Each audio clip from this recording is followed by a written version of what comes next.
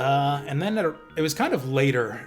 So this was kind of the first phase of, discovering Japanese puzzle games via emulation. And it was kind of later, at a bit of a later time than that I started getting into MAME emulation. I had moved on from the consoles, kind of exhausted everything, all of the undiscovered territory, or that, sort of mapped out all that undiscovered import-only territory on the console space. And I started looking at a bunch of MAME games. And it turns out, there's not a lot of puzzle games in the arcades, as it turns out, weirdly enough. I don't know why.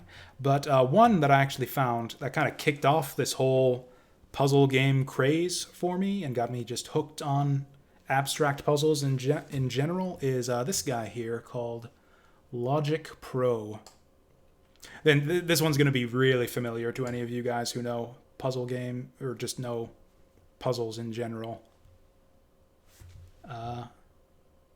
Not responding. And nope, there we go. Abby, Okay. Amy, I want to be a beautiful woman. I can help you. Come on, Linya. Oh, I forgot about that intro. So good. So good. First things first, we're on MAME resolution here, so we're going to have to resize this one a little bit. Is that good enough? Not really. Let's swap it over to our MAME thing here. Oh, that killed chat. Rip chat. I thought I had... this is Picross, yes. So this is the way that I actually discovered Picross. It kind of became... Picross became like a big phenomenon in the West eventually with the release of... mainly it was the Picross DS game and a couple other big releases. The Game Boy one was the big one as well, but I liked it before it was cool. I discovered it in MAME through Logic Pro way before it got any Western release. Or I guess the Mario's Picross came out earlier, but that wasn't really a super big hit. I was a big, Picross fiend back in the day. I played like every version of these games that came out. English, Japanese, wherever I could get them. I actually had at some point I got a Picross book. They called it Hanji for some reason. Apparently it has a bunch of different names in, this type of puzzle has a bunch of different names in Japanese. I had a Hanji book, which was, a book full of Picross puzzles. Which were fun and all, but actually super unfair. Like a lot of them were unsolvable. Like just by the standard tricks of how to solve Picross. Obviously we want the gun here. Actually what I'd really like is to be able to use my D-pad. This is going to get frustrating. I can do it. Anyways, he can do it. I'm not sure if I can. So sure enough, this is, arcade Picross. Can I actually change my controller setup so that I can not have to use the joystick here? So the thing with this is that it's arcade style, so you have a strict time limit and you're penalized for making mistakes. And using the joystick is, a clear and obvious way to make a ton of mistakes. So I'm going to see if analog to digital type...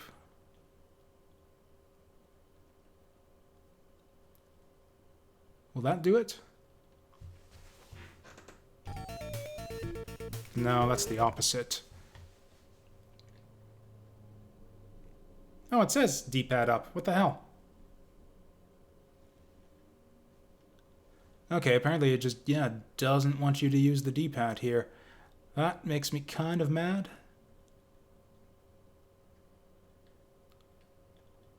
Well, whatever. We'll make do with the joystick here. The funny thing was, when I first... So this was the way that I first discovered Picross, was just by, when I was checking out a bunch of random MAME games. And I didn't actually know the rules. I just saw, oh, there's this arcade game where you're filling in grids with squares by some rule. It looked kind of like Minesweeper, which I was also big into at the time. But I didn't actually know the rules, so I actually...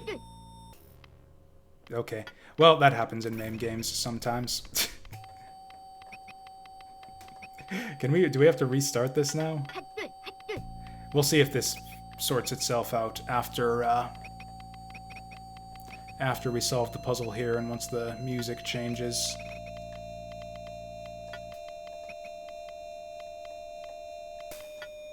Oh, this is brutal. There we go. Managed to fix that out, sort that out on its own. That's just MAME emulation for you sometimes. Oh yeah, keyboard would actually be a good solution here if we could make it work.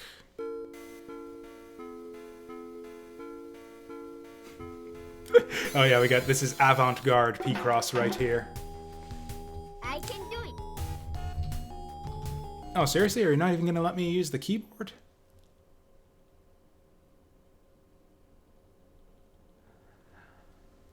Classic gamepad, left analog. Oh, do I have to save game remap to do this? Is it an option?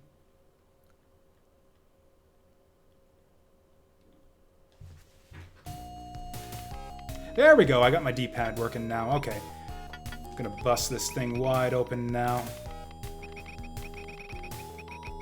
So it's just good old Picross, just in arcade style. And because of that arcade style, this is actually still one of my favorite Picross games. Again, just in terms of aesthetics. It's also one of the few that actually has, you know, a really strict time limit. Like, if you like speed-solving Picross puzzles, for a lot of people, Picross is, you know, kind of a relaxing, mindless activity. That's what it is for me most of the time. But, yeah, a lot of the modern releases don't really give you that incentive to try to go for speed clears. Closest I ever got to that kind of experience is it was actually at a rhythm games conference, like back when I was in college. I met up with a guy there who was also big into you know, why, this is a waste of time. Anyways, he was also big into whatever. My OCD compels me to fill them all in with X's. And we get a bonus key that we're never going to use. Oops. Well, easy come, easy go, I guess. We got to show off the error animation at least. Aya, aya, aya.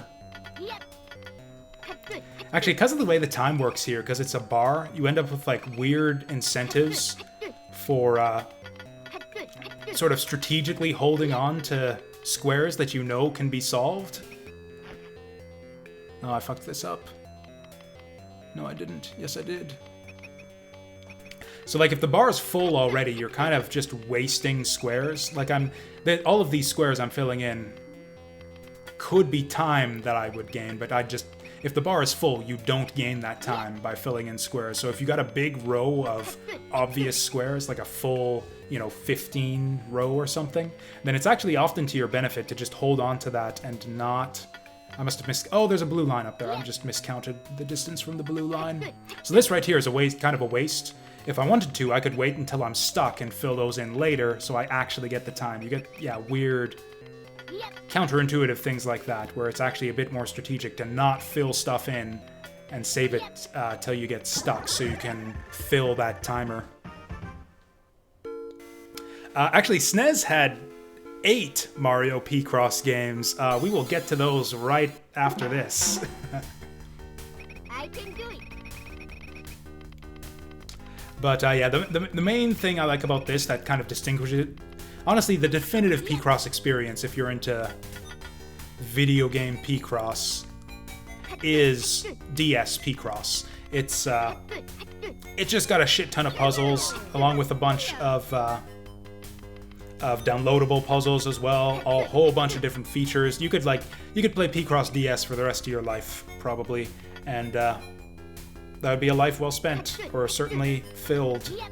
Certainly a life well filled with, yeah, endless Picross puzzles. It's got a bunch of features too, competitive modes. Anyways, yeah, that was kind of what reignited my interest in speed clearing Picross. I'm obviously not as good at it anymore, but yeah, we were very evenly matched too, the two of us at that Rhythm Games conference. It was about 50-50. We would split the victories between us, trying to clear out puzzles as fast as we could.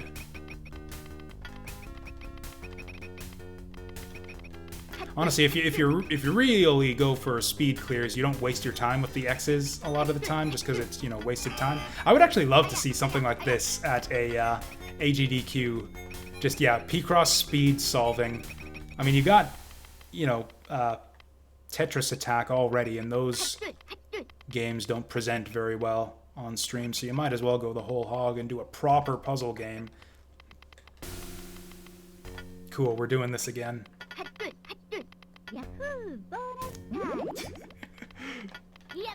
It's also just, yeah, awesome. The most awesome game for just, yeah, random bits of Japanese. It's not English, because they're just like Japanese people speaking English with heavy Japanese accents, but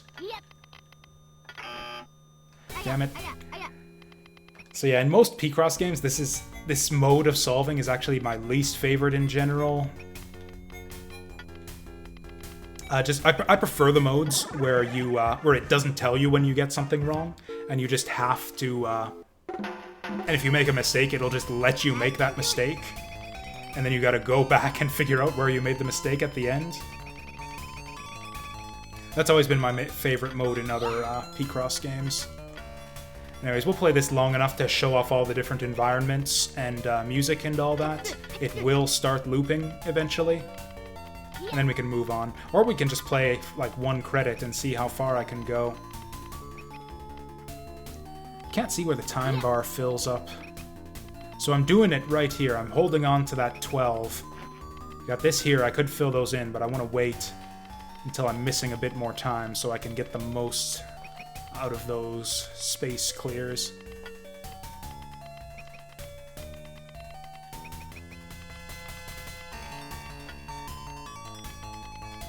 Okay, and I think now's the time. Honestly, since it's arcade style and you're kind of going for that, you know, whole 1cc, I actually wouldn't even feel better. Hell, we're wasting keys by just holding on to them. Let's give ourselves a hint. Go full arcade style. I never use hints in standard Picross, but yeah, since we're playing an arcade game, trying to do this all 1 credit, yeah, might as well use the resources we got at our disposal. Hi there, Ellie Naomi. Welcome to the stream. We're just showing off some assorted Japanese puzzle games here with our shitty MAME 2003 that fucks up the audio from time to time.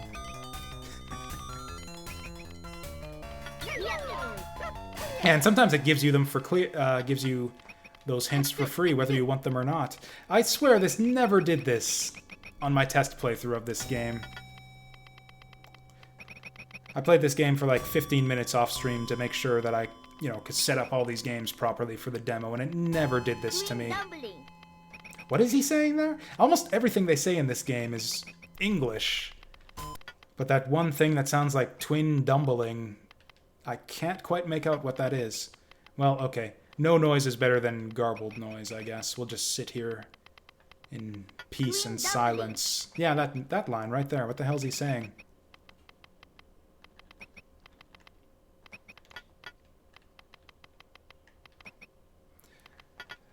That's always the way of it. Some technical bullshit pops up when it actually comes time to do it live. Oh, that is pretty cool. Happy birthday, Ellie Naomi.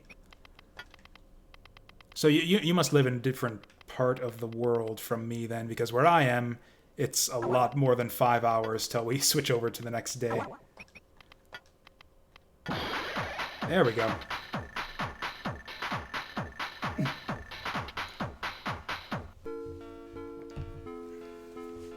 One thing I kind of miss from this game is, I like in the other versions of Picross where they'll like fill in the picture with color. I can do it. So you can actually kind of see what it is that you've made at the end. Okay, once again, we're gonna save that for when we need it, and we're gonna do the hard stuff first. You can see how that's ticking down a lot faster now. Getting to the point where it's gonna get a little bit frantic. Actually, this is a, yeah, 1, 2, 3, 4, 5. Haven't had a chance to use 2, 3, 4, 5 to use these kind of semi-advanced deductions just yet. But yeah, learning Picross, nowadays Picross is just kind of a thing that, it's kind of a mindless thing. But back in the day, this was like good brain exercise because, you know, playing in Japanese, I didn't know the rules, so I had to figure it out all from scratch. Just because I didn't know what do the numbers mean? What, I got a strike? Why did I get a strike? What are the rules here? So I kind of figured all that out on my own, and that was fun. And also, I had to make all of the deductions myself. A lot of modern Picross games will give you a tutorial where they tell you like how to make some basic deductions. Whereas and obviously playing in these Japanese Picross games, I didn't have any of that, so I had to figure out how to, you know, how to work from the ends and how to fill in X's based on working around the borders and that kind of stuff. Actually, it's probably just about time to work away at that 20.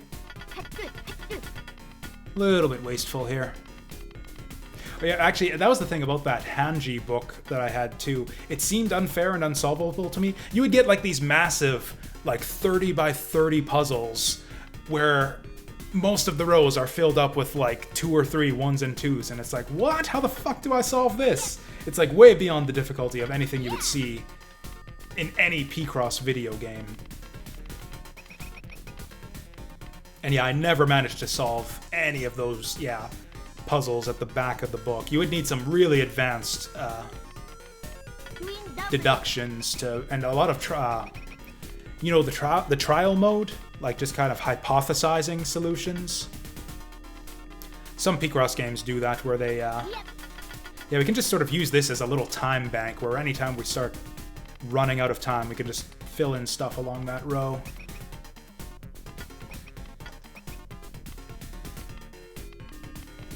Okay, goodbye, Ellie Naomi. Enjoy your birthday.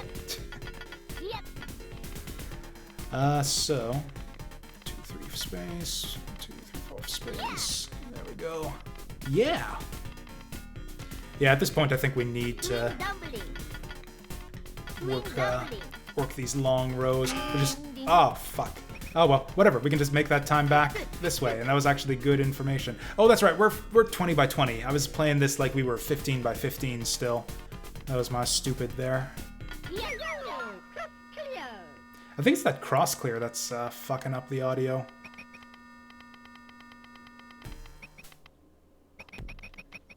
I wonder if doing another cross clear would fix it. There we go. Probably gonna have to slip into our time bank right away here. There, and just like that, we gain a bunch of time, and now we don't have any more easy squares to reach for. Oh, we got a few here. 4, 5, 6, 7, 8, 9, 10, 11. Oh, we can go one up here. I think this is it. I think I'm not gonna be able to solve this in time. Fuck. Ding, ding, ding.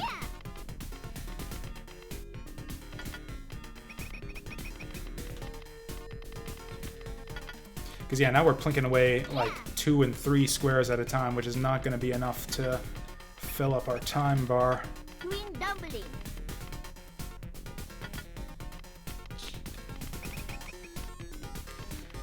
Space. Space. I should drop a... Actually, let's drop one here. You don't actually get time back for those cross clears.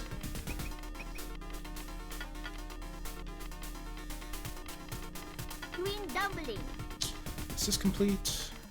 One more. This is gonna make for... Arcade games in general, I think, make for tricky types of games to stream, just because they're often so intense that there's... It's tough to maintain commentary when you're working through stuff like this. If I fail this puzzle, I think we'll just move on to the next game. And yeah, we'll blitz through the next couple games pretty quickly, because it's just more Picross. But, you know, it's Picross that you might not have seen before, so if you're a Picross fan, you might get something out of it. So that clears this row. I think it's one of these. One of those. It's tricky once you get down to the final bits of the puzzle, where it's like you're just kind of filling in those last little bits, but there aren't quite enough bits to refill your timer.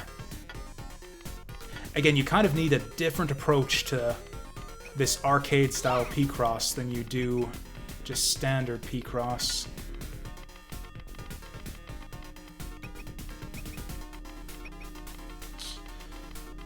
Six. Also got to be really careful, because yeah, once you start working down to the end of the puzzle, you start running out of time, and you got to make sure not to make any mistakes. That's always the worst, when you're like just filling in the last bits of a puzzle, and your finger slips, and you go over time as a result. I made it!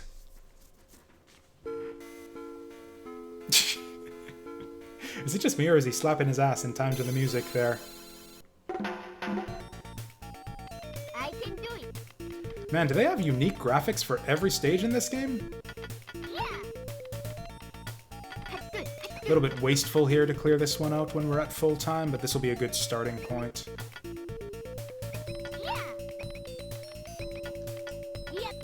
I love this music here too. I think I might have to add this to the pre-stream playlist. But yeah, like what other Picross game has this level of just joyous presentation and all of that? You can't find one. That's kind of true of arcade games in general. It's just in terms of just the art of just overall video game aesthetics. I think arcade games are generally the best out there. This actually seems like it might end up being an easier puzzle than the previous one. But we'll see how that shakes out in the end.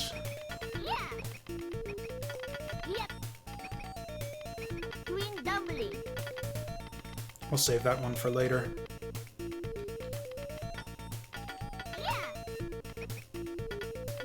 Save that one for later. This one we'll do now, because why the fuck not? And there's nothing for it. We need to... Fuck! Oh well, that gives us, yeah, a reason to fill in all these squares. But yeah, that's the reason why I've always been more fond of the style of Picross, video Picross, where, yeah, they let you make mistakes and don't let you know when you hit the wrong one. Just because it's annoying when your finger slips and it's like, oh fuck, I'm gonna run out of time now because my finger slipped too many times. Actually, there was a Picross game on DS. It was Picross 3D, where you actually had 3D Picross puzzles that you had to chip away at. And that game, in the later puzzles in that game, that had, yeah, that one, it wasn't quite like speed Picross levels, but still, you had some very, very strict time limits in that game. And because it was, you know, 3D blocks you were chipping away at, it was very easy to just fat finger the wrong block and make a mistake. It was a cool concept. I really enjoyed Picross 3D overall, but yeah, it was really frustrating, some of those later puzzles. Just how punishing it was whenever your finger would slip. Oh yeah, I guess I could. I don't have a pause on my controller though, so I have to take my hand off my controller to read chat. Oh, hi there, Saturn Meteor. I'll talk to you guys after we're done this puzzle. Yeah, I don't actually have a pause on my controller for MAME, so I would have to take my hand off the controller to pause it using the F1 key, which would be valuable seconds taken away from this crazy speed Picross we've got going on here. Yeah, this is going to be an easy puzzle compared to the last one. That stupid thing circling around the stage 7 orb is obscuring my clue. Oh, speaking of which, if you guys like Picross, you guys are... I got a real treat in store for you guys a couple games from now if you're Picross fans. A very, very special Picross game that I think a lot of people aren't familiar with.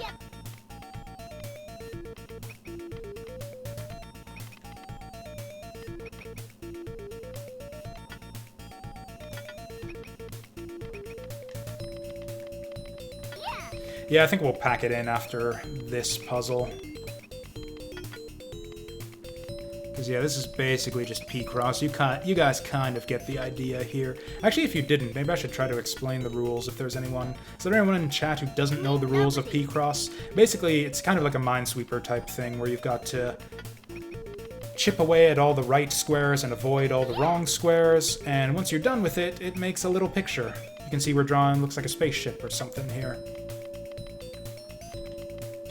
Unlike in Minesweeper, though, where you've got to actually start chipping away at the puzzle in order to get your clues, in Picross, all of the clues are given to you right at the outset. And the way the clues work is basically it tells you the groups of squares that are filled in. So here you can see we've got a group of 3, and then some number of unfilled squares between that, then a group of 4, then a group of 4, and a group of 3.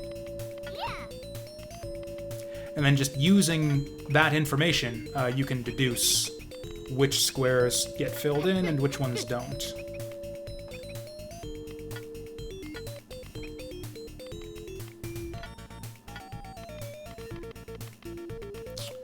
Do we have anything else here? That one's done.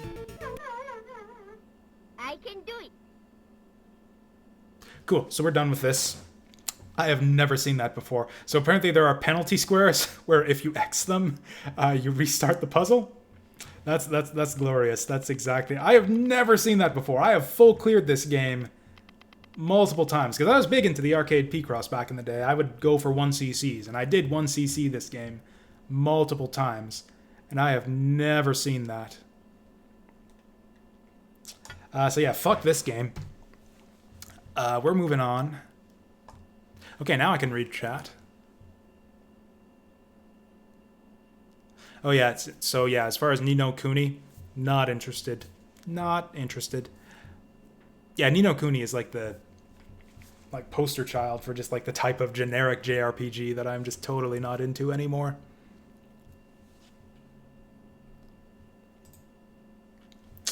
Anyways, so I'm going to show off another Picross series of games real quickly. And then we're going to move on to another Picross game, that very special Picross game. So this is Picross Volume 1.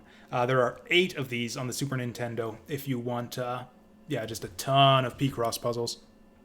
Oh, Hex Cells. I've never heard of that, actually, so I will go wishlist that, or at least check it out right now.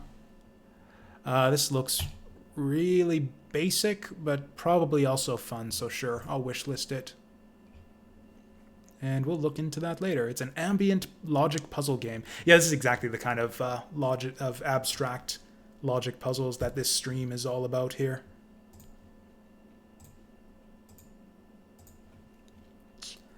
So yeah, I'll probably pick that up at some point. So... Picross Volume 1. There are 8 of these on the Super Nintendo. They were only released in Japan. Why does it always clear off my chat? I specifically have it set to not... Oh no, I don't have it set to not clear chat. There we go. Yeah, I thought I had it set up to...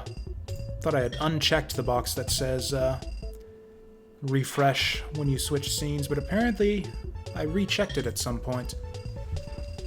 So this doesn't quite have the aesthetic appeal of the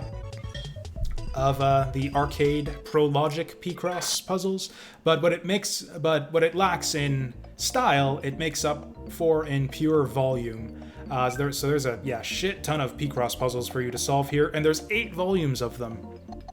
So yeah, you could be at this for a long time. Although with that said, the DS version. The DS Picross actually has a bunch of DLC that includes all of the puzzles from these 8 games. So yeah, this was Nintendo's... what was this called again? It's not Azure Dreams. This is Picross Volume 1. So yeah, it's just called Picross. It's a series of, Picross games that were released in Japan on the Super Famicom. Actually, this is probably a good opportunity to just explain the basics of Picross. It's a doggo. It's a doggo made out of like 12 pixels. I love just the super simplistic pixel art you see in some of these 5x5 Picross puzzles. They even animated him. See, this is the thing I think was the one thing that was missing from Logic Pro. We made a dinosaur before. So, okay, the basic rules of Picross. Now that we got some leisure time to explain it here. So yeah, we're trying to fill in the grid here to create a picture. And so we want to fill in the correct squares and avoid the incorrect squares. And so it's telling us what the squares are here. So so on this row, we've got a group of 3 separated by some group of non-picture squares. So essentially you can think of the squares you want to fill in as part of the picture and the ones you don't want to fill in as not part of the picture. So you got your picture squares and your non-picture squares. So you can see we've got a group of 3 picture squares separated by some number of non-picture squares and then 1. In this case, that's actually the whole row. We go 1, 2, 3, some number of spaces, and then 1, and then that solves the puzzle. Now, just like in Minesweeper, you can mark squares with an X to indicate that those are non-picture squares that you want to fill in. Yeah, sometimes they do it inverted, where they'll make the non-picture squares will be the ones that actually form the picture. Game Boy, Mario's Picross on the Game Boy had a lot of puzzles like that. So here you can see there's just 4 here. And since we know that this is a non-picture square, we know we want to fill those in. This one, since it's going to be... that 4 means it's 4 contiguous squares. So is it these 4 or is it these 4? Well, it can't be these 4 because we know this one is part of it, so it's obviously 4 going from there. Working along the borders is one of the strongest puzzle-solving techniques you can do. And yeah, we know now that 3, 1 is just a solved square here, so it's 2 and 2, that one's solved, 2 and 2, and we made a shuriken. So yeah, these simple little 5x5 puzzles are a good way to learn the basics of Picross here. All of these, all 8 volumes of Famicom Picross are structured the same, where you've got a number of simple puzzles, where I think it's, yeah, I think these are 5x5s. These ones I think will be 10x10. Yeah, some easy 10x10s. Oh, incidentally, this option here is do you want a hint or not? If you say yes, then it gives you a couple free rows to start off the puzzle. I never use that because it's cheating. We're just going to exit out of that. We're not going to cheat on this. We don't need to cheat at Picross. Oh, the letters, yeah, the letters aren't a grade. The letter is, and then yeah, we got the easy puzzles here, some 5x5s, 10x10s, and then some easy 15x15. So this is kind of the tutorial land here. Then we just got a shit ton of puzzles here that kind of slowly increase in size.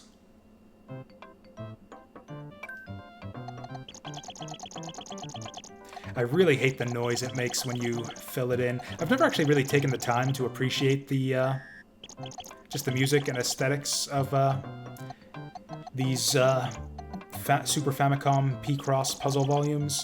I generally when I play Picross, this is another one of those kind of background games where it's like I'm playing this while I'm listening to a podcast or something. So whenever I play Picross, it's almost always muted. And yeah, I really hate that noise that it makes when you fill in a square in this game. Anyways, yeah, we're gonna exit out of here. You guys have seen enough Picross for now. I just kind of want to show off the way that things are structured here. And like I said, there's 8 of these, so if you like doing tons and tons of Picross puzzles. The interesting ones, though, are these ones here. Every volume of Super Famicom Picross has one themed section to it that'll be based on Nintendo properties. So this one right here, I believe, is the Pokemon collection. So yeah, you can see this is Meowth right here. Let's do the last one. That's fine. Let's show off our Picross skills. Let's do the last one here. So this is, yeah, it looks like a 25x20. Let's see if we can do this in time. And yeah, so this is going to be some kind of Pokemon. And all the different volumes have a section of puzzles based on a specific Nintendo franchise. And its menus will be kind of themed around that one too. There's a Mario one. There's Mario, Wario, Donkey Kong. I think there's a Zelda one. Yeah, all the different Nintendo properties have their own Picross volume. I think there isn't a Metroid one. What? Oh, whoops. Slipped up there. Fuck me. I keep on... Whatever. Keep on fucking it up is what I'm doing. Just gonna... So it's generally... Generally, these games are really generous with the amount of time they give you. But it's the mistakes that'll get you and make you go over time. If you make too many mistakes, then it starts like really ramping up the time penalties. And that's the way that you're going to go over time, is by making too many mistakes. And we're kind of at that point already. I think it's like 8 minutes if we make another 8 minutes off the clock if we make a mistake here.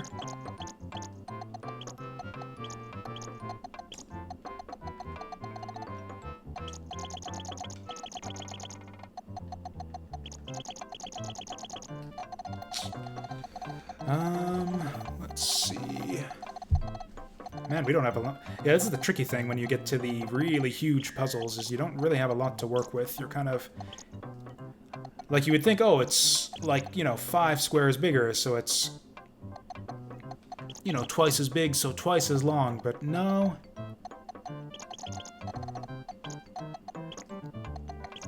It's sort of like a pizza. As you increase the area, you exponentially increase the, as you increase the dimensions, you dramatically increase the overall area. Maybe I should, vocalize what I'm doing here. So we know that there's 2 and 2 here, there's 2 over here, and there's 2 over here, so we know that the rest of these aren't filled in. We know that's 8, 8, and 8, 4, and 2 here. That can't fit between these, so we know that these get marked off.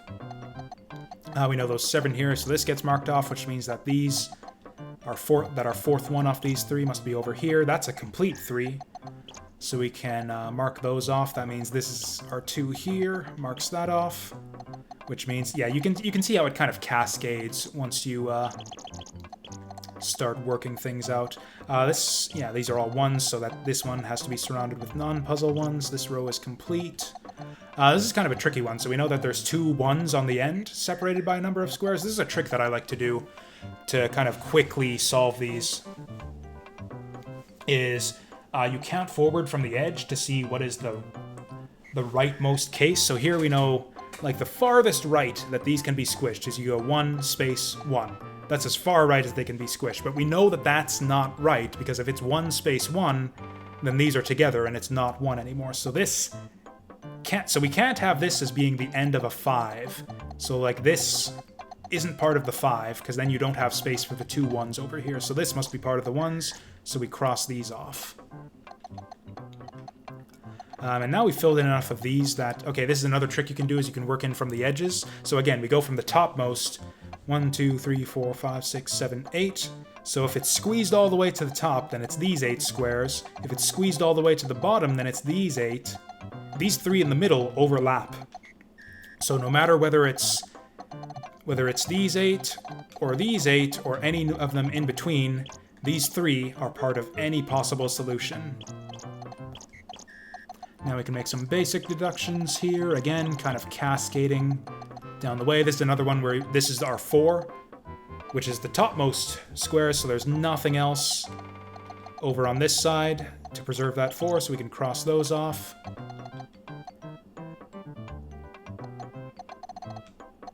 Super Famicom Dharma Dojo? No, I haven't, have not heard of that, no.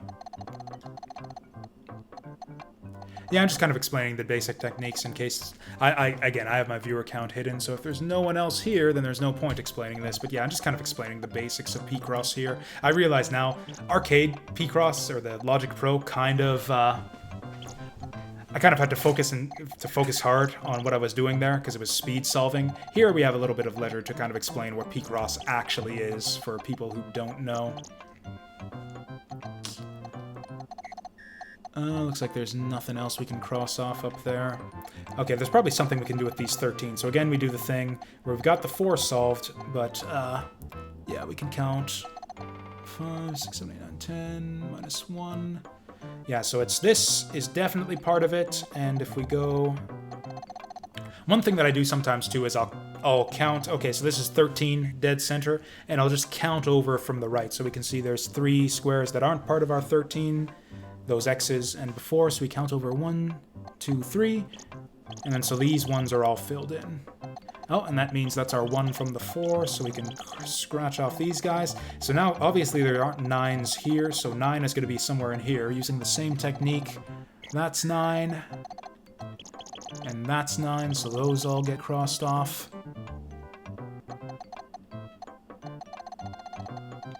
These are all 1s, so we can X those out. Our 2s and 3s are solved here, so there's nothing left but 1s in these columns, so we can X out these guys. This could be a 2, so we can't do anything with that just yet. Oh, this is actually a tricky... Not exactly a tricky deduction, but yeah, so we got our 2, a 1, and then this has got to be part of our 3, but this one can't be filled in, because otherwise it wouldn't fit. So we can cross that off. This is a 1. Oh, and actually we can cross all these off. And fill this in. So you can see how it kind of becomes, once you understand the basic Picross deductions that you can do, it kind of almost becomes like a word search type thing, where you're just looking for the spaces where you can apply your Picross knowledge to fill in stuff. We're going to get into kind of a Picross knockoff later on, where it's like kind of color Picross, which has some really tricky advanced deductions. I really, really like color Picross. Although that's not exactly the game that's coming up. I'll show you guys that one when we get to it. Well, this is embarrassing. I'm stuck now.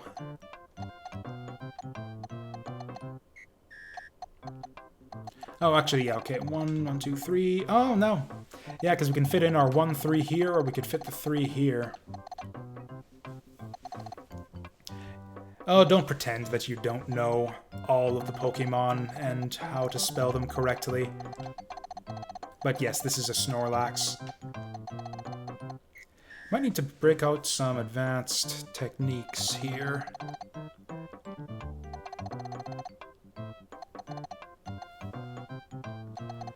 Two, 2. Dang. Oh, we might be able to do something with this 5 here. 1, 1. Okay, so these could be our 1s. There's at least a 1 here, so we go 1 space 1, 2, 3, 4, 5. I'll just mark this with an X for now, just to mark the space. And so if we go from this side, 1, 2, 3, 4, 5. Ugh. So we can't fill in anything based on that 5. I mean, you say you're not a Pokemon guy, but you were able to identify this Pokemon exactly right. This is an old game too, obviously, Super Nintendo, back in the 90s and stuff, so it's only going to be your original 150 that are part of the puzzles here.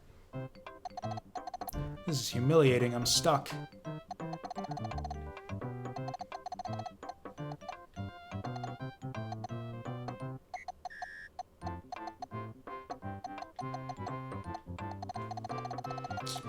So what you can do in cases like this, only you can't in this mode in this game, is you can enter sort of try it out mode, where you just sort of make a guess as to where one of the squares might be. Or actually, I think we got something here, 2, 1. So we could have a 2 in here, and that's all that's going to fit here. Then we've got a 2 somewhere over here, and this is the only place the other 2 can fit. So that's our 2, and we've got 3 1s above this 2. That's 1, that's 2. This has got to be our 3rd. That crosses that off. And we've already got our 1 over here, so that's that. So we've got a 2 among these 4 panels. Nothing we can do with that. I think we can do something with the lowest row. Actually, I don't think there's anything we can do here. Do I? Because it could be 1, 2, 1, 2, 3, 4, 5, 6, 7, 8, 9. Or... yeah, the 2... I mean, I know because of it's part of the picture. That's something I don't like doing. You can kind of guess, and sure enough, if I fill these in, it's right. But it's not strictly logical. Like, you can tell just based on what the picture is that that's what it's going to be. But technically, based on the clues we've uncovered so far, those two could have been over here. And I don't like making picture-based deductions like that, unless you had some other knowledge. That's the other thing, is there's some other kind of advanced deductions you can make to, yeah, if there's an expert technique, like there's some tricky things you can do that I haven't even shown off yet, because they haven't really been required for this puzzle. Basically just quick little hypotheticals you can do to cross stuff. Oh, actually, speaking of which, this... There we go. So that helps it. Yeah, this helps us out over here. So we go 1, 2, 3, 4, 5. And then so that's this entire column done, because that's 2 and 3 ones, 2 and 3 ones. Is this 5 ones? Not yet.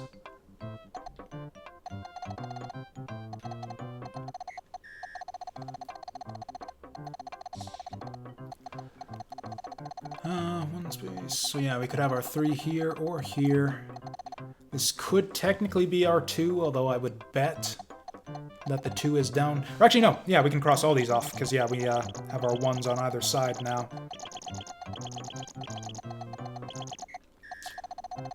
You can cross off numbers, yes, but I never bother. It's just never been useful for me. Yeah, so that's our 2. It just seems really easy to just compare the numbers to the puzzle. If I were doing it, actually, when I do Picross with a pencil and paper, I'll cross them off, but it's just kind of a hassle to do it in video game Picross, because you gotta move your cursor all the way to the side here, and then all the way back.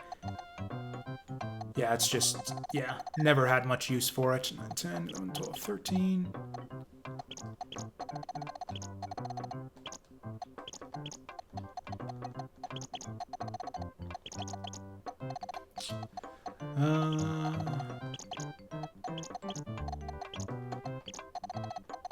So 2, 3 of these. I think we're just about... Oh yeah, and then these guys. There, it's Snorlax.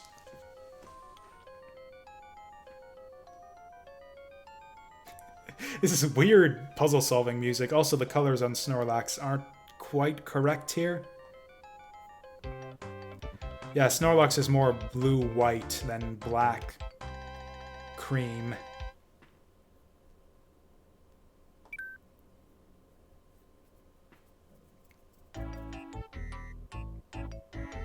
Anyway, so that's Snorlax, and that's Picross. Now, I assume we've got nothing but Picross fans watching the stream now, because that's all we've been doing for like the last hour is solving Picross puzzles. So if you enjoy Picross, you're in for a special treat right here. I've got a very special Picross game to show off for you guys. We got another arcade Picross game.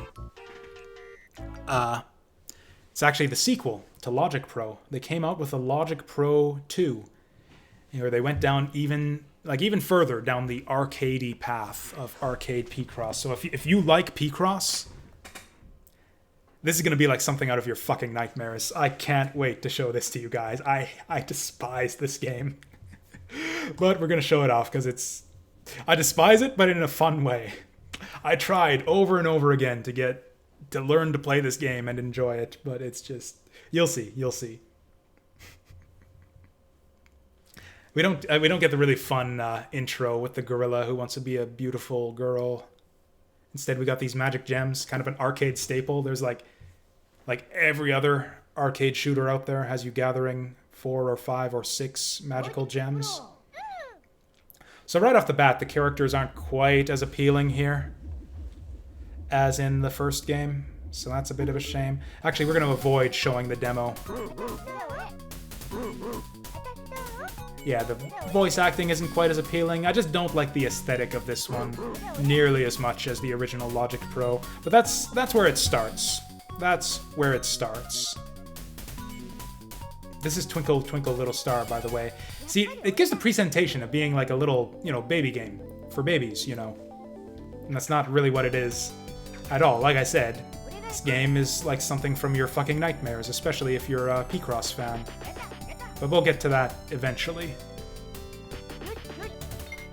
So here we've actually got, kind of arcadey aspects here of item collection. So this actually isn't strictly like a deduction puzzle game anymore. We've actually got action elements now. I guess technically you kind of have that in the first place with the strict timer, but yeah, in this game you've got power-ups and items that'll get uncovered as you solve the puzzles, and you kind of need to move your cursor out of the way to collect them. Once you get 50 of those little circles there, that'll actually basically solve the puzzle automatically for you and get you one of the gems.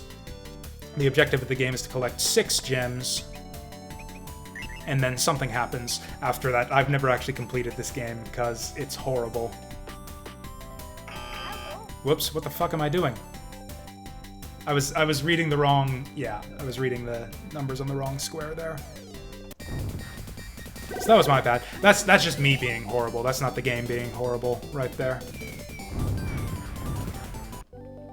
So I mentioned... Actually, we'll save that for now. So first stage, you can see how they kind of ramp up the difficulty. First stage, they actually give you a free cross clear to start things off. And that's all fine and good. Here they start you off with no cross clear, so you gotta solve it from scratch. That's fine too. Like I said, I only really abuse cross clear once the time limit gets a bit too tough for me to manage. It becomes a little bit of a hassle going out of your way to grab those gems every now and again, and it becomes even more of a hassle once you got those the stricter time limits. But it's pretty nice and relaxing so far. The music's still pretty good, even if not quite up to the standard of the first game. It's all still good stuff for now.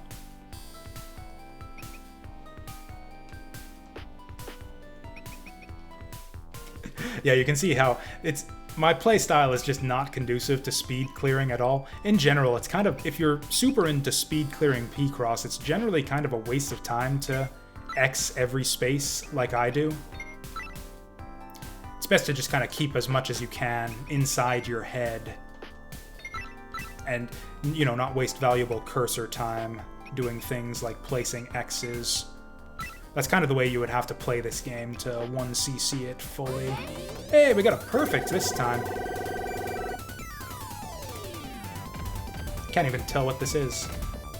It might take us a couple stages to get into bullshit land, but yeah, here we go. So, okay, I mentioned how my playstyle is, yeah, heavily into, yeah, just Xing off every square as we, So yeah, we got enemies now. They don't do anything bad just yet. You can mouse over them just fine. You can pop them, and gems pop out, so that's kind of fun. Whoops. Only they jump out of the way of your fucking cursor, and so you end up fucking yourself over trying to pop them. That's kind of annoying, but not too bad. Until you realize... So these guys actually fuck with your placements. These blobs will erase your X's as they move across the board here. So if you're heavily relying on X's... I've actually fucked myself here. So if you're heavily relying on X's, then you're going to want to keep these guys under control. And that's really obnoxious. And as you get to the later stages, they will just spam these guys relentlessly. You will see like 4 or 5 of them. Yeah, just sweeping across the board. So yeah, talking about getting to speed clearing habits of not overly relying on X's. Yeah, this game it's pretty much mandatory in this game. Fuck you, little blob guy. And of course, as you're keeping them under control, you're wasting valuable time that's taken away off the timer there. And if they dodge away from you, then that's a miss. Okay, so we're gonna... Yeah, actually spend our items here because we're getting fucked. Fuck you. So that's the first enemy that you gotta kind of learn to deal with. We've cleared enough now that I don't really care that he's taken away my X's. Once you get to a certain point in the puzzle, the X's aren't really useful anymore anyways. Hey, we got a penguin, I think. It's kind of hideous and derp-faced, and his eyes are not straight, but, you know, it's a penguin nonetheless. Anyways, we're going to see more types of enemies as we progress through the game, including one who I'm very eager to show off to you guys. Oh, this is actually a full row we can clear off. Okay, it looks like they're taking it easy on us for now. So this is our first big puzzle, and so to kind of alleviate the difficulty a bit. We're not seeing... Yeah, not every enemy appears on every map, so for our first big map, they go easy on us a little bit. And we got no enemies. For now, at least.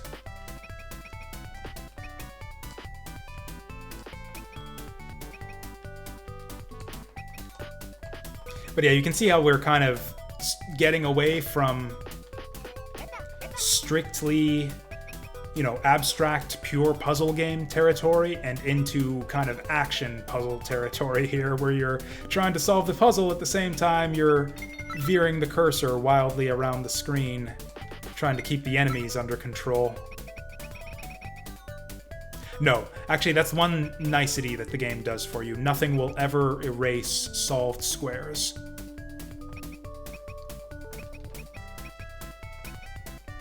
Yeah, solved squares are locked in. I can't even X them out if I want to. So that's one thing.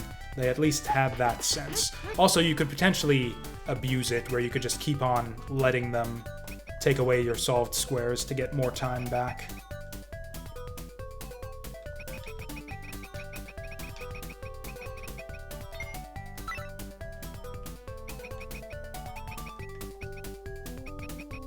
Oh, sometimes you get these dickhead puzzles here where there's... This is the tricky thing with these games, is the construction of the puzzle can kind of fuck you over sometimes. If you get a puzzle... Fuck. Where there's not a lot of where there's a lot of empty space and not a lot of actual squares, what the fuck do I do now? Oh, 3. Like that are more empty space than filled in squares, then it's kind of hard to keep the timer under control.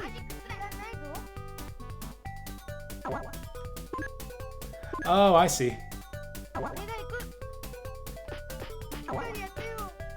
I can't remember what else we saw, though.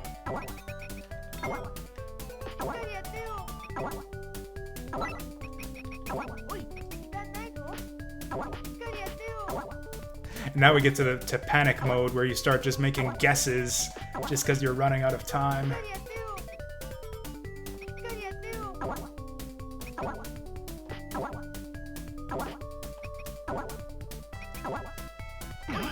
Fuck! Oh, it was the one below it. Shit.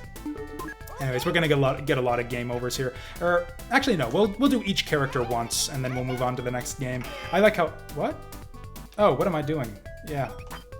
For some reason, I just mentally marked those corner bits as cleared. Yeah, we still got stuff. So this was all my stupidity. This is not the game being horrible here. This is just me failing at classic standard Picross. Oh, the time meter gets refilled every time you fill in a square. Not by Xing a square, but by filling it in. Okay, so now we got a big puzzle with enemies. Joy!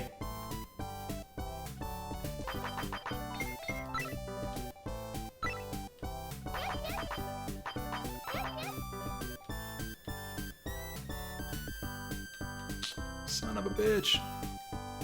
Also, the cursor seems a lot less responsive in this game than in Logic Pro 1.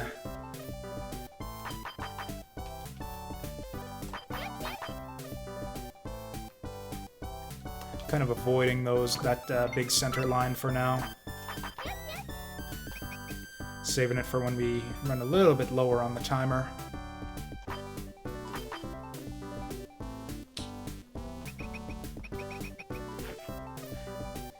Actually, I should take these guys out before they work their way across and start wiping out my squares.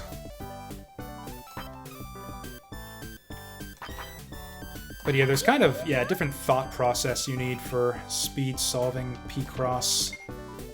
Where it's like, it's not enough to just make deductions where you see them. You've got to go strategically as far as your cursor positioning and whatnot. I'm actually running out of easy squares now. Oh hey, I got a bomb. Let's use one of those. Ah, fuck you, little blob man. Fuck you, little blob man. Yeah, you can see, that what happened there is my cursor got stuck. Like, I did not... That was the game fucking me over there. Oh, it actually refills your time, at least, from using those cross clears.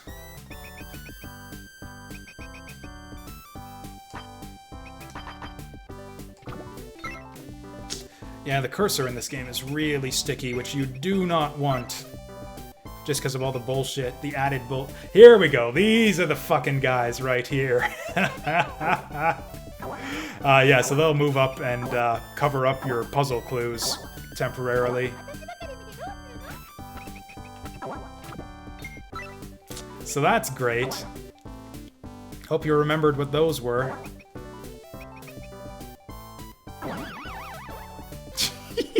Oh, there they go again.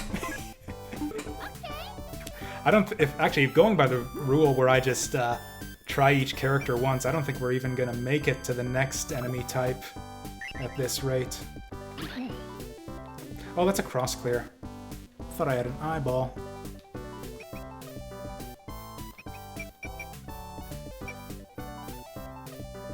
And yeah, they're just coming in constantly now.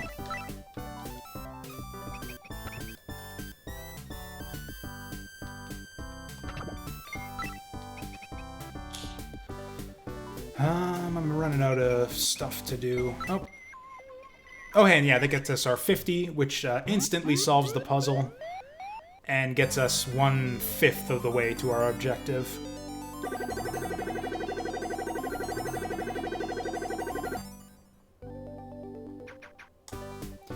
Are they going to show us the next type of enemy here?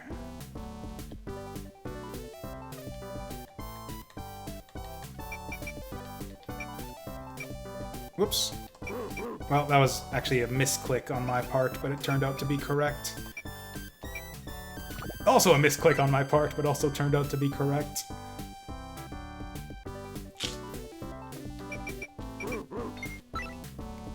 The tricky thing is the easiest deductions in this game are the ones where, at the beginning of any given puzzle, where you just get a bunch of squares for free, but it's wasteful to fill those in right at the start. Just because you don't gain any time that way, your time bar is already full.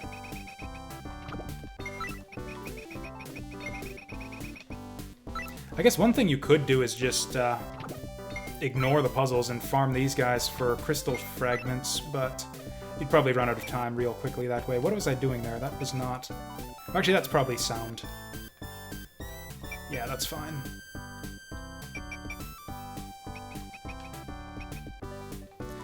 He's actually fine for now.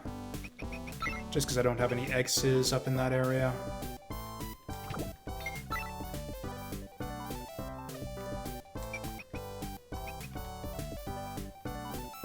I feel like one thing the game should do is give you more time for filling in squares in puzzles that have fewer squares. Because that's the thing, not all puzzles are created equal, you know. Some have a bunch of squares that you need to fill in, and some have not that many. You know, those negative space type puzzles will have tons. Oh, whoops, that's technically not right. Fuck you! Oh yeah, we need to... yeah. Oh, we get a bunch of these hammers. Good stuff. It looks like those caterpillars only show up when you're close to solving the puzzle, too. See, I would like to know what I can fill in there, but... I meant to hit the blob. We'll just credit feed our way through here until I can show the last type of enemy, and then we'll move on from this fucking nightmare of a game. But yeah, this is not one for Picross fans, I don't think. Like I said, if you're a fan of Picross, yeah, this game is like something out of your fucking nightmares. Get the fuck out the way! Oh, I can't even move over to like bop him on the head or anything either.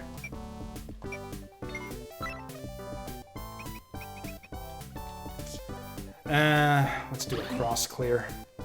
Oh, I hit the wrong button there. I feel like the cursor speed is lower than it needs to be too, since a lot of the time you want to move all the way to the other end of the map to clear out enemies, and the cursor's a bit slow for that.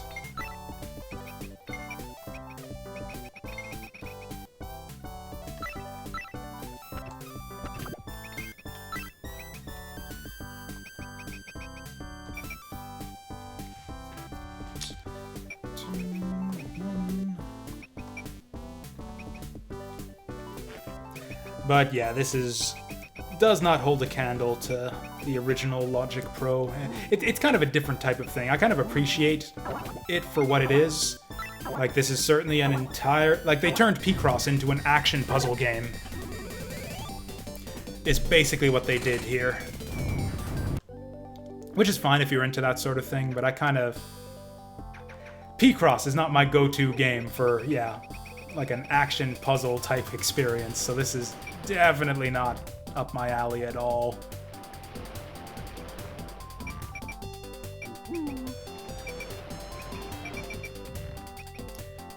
Are we gonna see the new type of enemy here? Dang.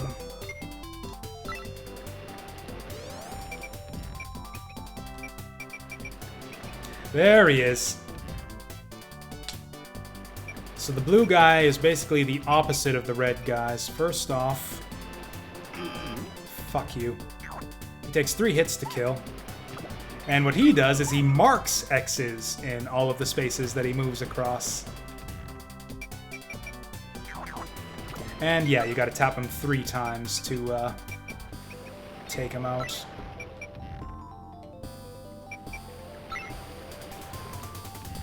Thankfully, he seems to not like to move around as much as the red guys.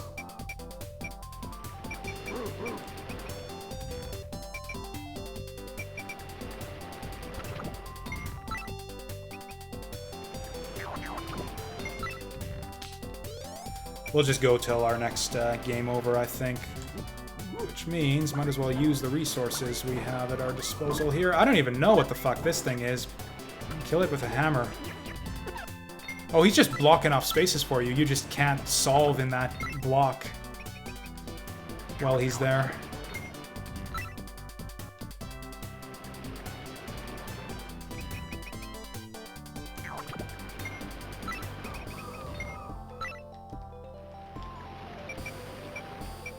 Honestly, I really do kind of like the idea of this game. It's mainly just the fundamental of just the sticky cursor that moves a bit too slow. That kind of ruins it to me. Also, those fucking caterpillars just enrage me. Just on just a primal level that I can't even begin to describe.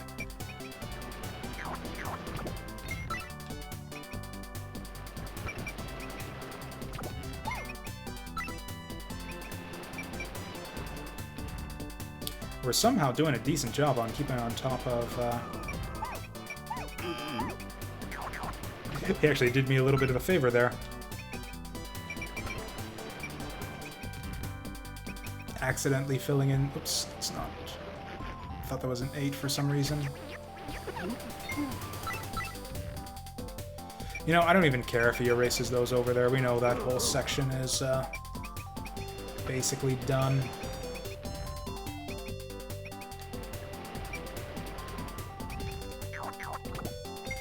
It's good for you when they go on top of your solved squares, because then you can just kind of mash the button with impunity.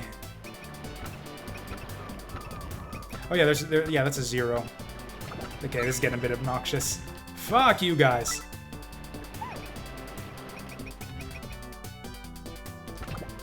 Why do we have so much... Oh, you know what it is? It resets the timer speed once you game over. So yeah, you've actually got kind of a rank system.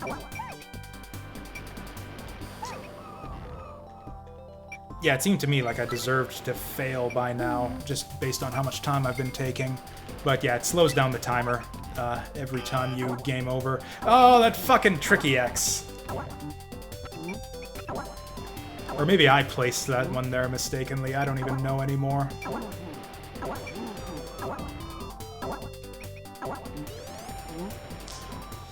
Oh, you motherfuckers. Those are real X's.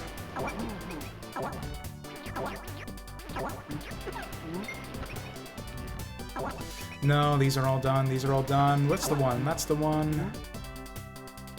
That's the one. That's the one. Fuck you guys. I'd love to see, actually, like a full clear 1cc of this game. It seems like it would be freaking impossible, but... Oh, I don't even want to know. Don't even want to know what that fucking guy does. Oh, and they're giving us I haven't even looked at those things there yet, and it's giving us caterpillars already. Actually, I bet you we can fill in this whole one.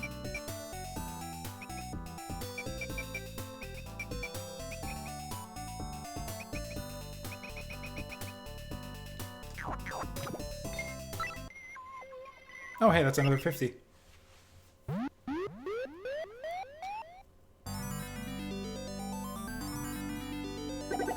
We got a logic emerald.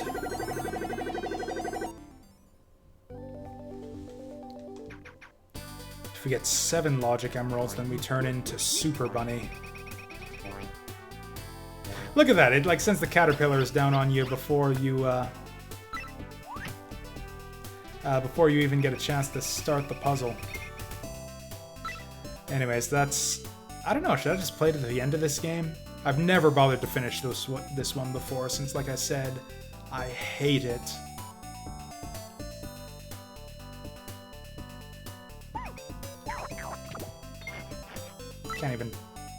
Can't even see anywhere to start here. Okay, 1, 2, so 1, 2, 3, 4.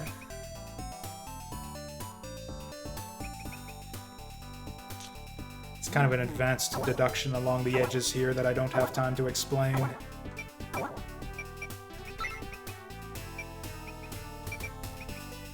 Yeah, they don't give you any big free rows to start on this one. I don't even know what the point is of those mushrooms. I guess it's the same as that other stationary 4-square covering thing, where it's just in the way and you've got to clear it before you can do anything.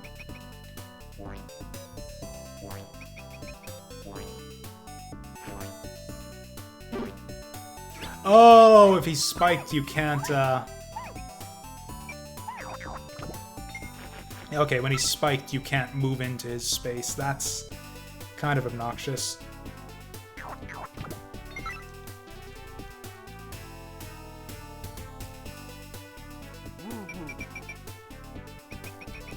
Ugh, too much Picross. I'm, going cross-eyed now.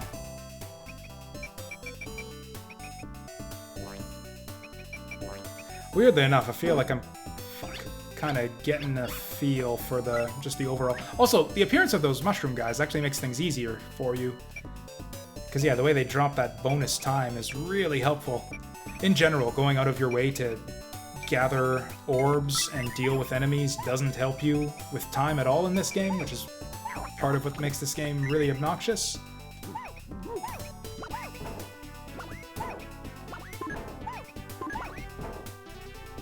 So that goes on. That just kind of complicates things, though. So now it's like I have no idea which X's are real and which ones are lies and deceit fostered by the blue slimes. Ah, fucking blue slimes. And now I want to see what the... Oh, the way they stick their fucking tongues out at you, too.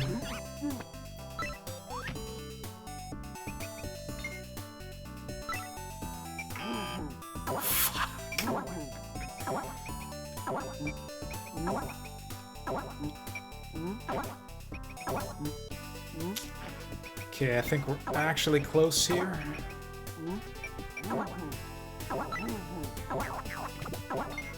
Come on, give me another one of those mushroom dudes. Ah, fucking mushroom dudes. That's enough of that. I am so done with this. And he turns into a little ghosty angel and goes up to heaven. Goes up to Picross Hell, because that's where this game was spawned.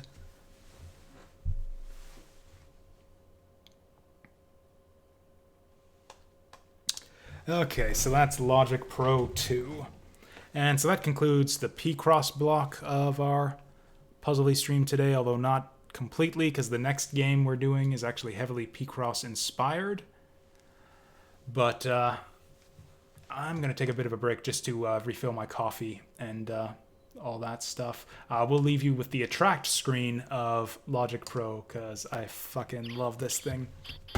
So yeah, we'll be back in a bit with some Game Boy Advance stuff. We're getting into the really good stuff here. I love all of the games that we've got coming up after this. This was kind of basic stuff, you know, Picross, Puyo Puyo, Puzzle, Panel de Pon. We're getting into the real good stuff after the break here, so if you will sit tight, I'll be back in a couple minutes while I go make some more coffee. Cha-cha-cha.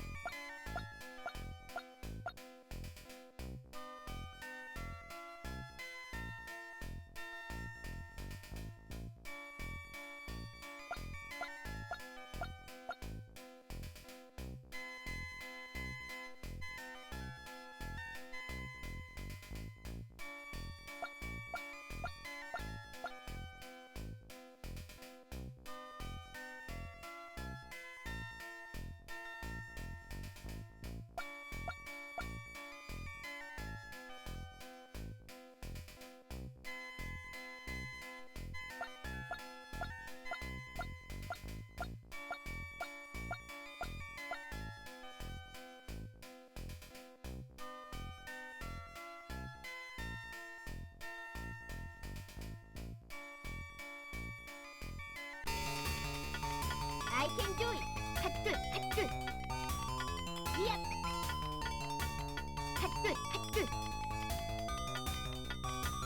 Hatsu, hatsu. Hatsu, hatsu.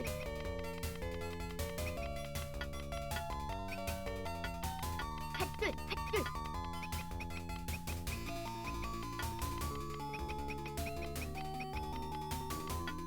Yep. Hatsu, hatsu. Yep. Yep.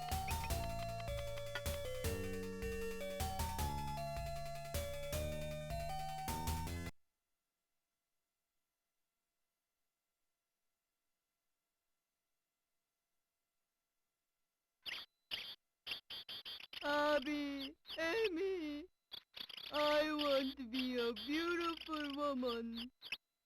I can help you. Come on, Lila.